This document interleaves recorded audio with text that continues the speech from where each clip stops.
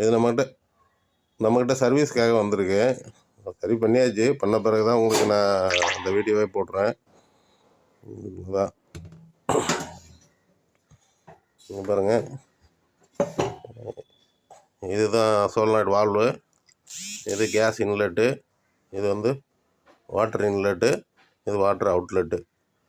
இதை கம்மி பண்ணி வச்சுக்கிட்டு இது ரெகுலேட்டர் இதை கொஞ்சம் கம்மி பண்ணி வச்சுக்கிட்டிங்கன்னா சுடு தண்ணி ரொம்ப அதிகமாக சூடாக வரும். இதை அதிகப்படுத்தி வச்சுக்கிட்டிங்கன்னா தண்ணி வேகமாக வரும்போது சுடு தண்ணியும் கொஞ்சம் இதமாக வரும்.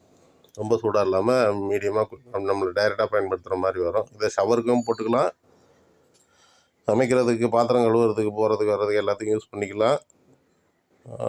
அதான் சுடு தண்ணி தேவையான பர்பஸ் எல்லாத்துக்கும் யூஸ் பண்ணிக்கலாம். கரண்ட்டு இருக்குது இல்லைன்றதெல்லாம் அவசியம் கிடையாது. கரண்ட்டே தேவையில்லை இதுக்கு. சுடு தண்ணி நிறையா சுடு தண்ணி வந்துகிட்டே இருக்கும். அதை அதிகபட்சம் சுடு தண்ணி யூஸ் பண்ணிகிட்டே இருக்கலாம். ஹாஸ்டலுக்கு, நிறையா பேர் இருக்க வீட்டுக்கு, இல்லை ஒரு காம்பவுண்டுக்குள்ளே நிறைய வீடு இருக்குது, சுடு தண்ணி வேணால் பிடிச்சிட்டு போகணுன்னு நினைக்கிறாங்க அப்படின்ற மாதிரி இருந்தால் காமனாக இது போட்டு வச்சுக்கலாம். எல்லாத்துக்கும் யூஸாக இருக்கும்.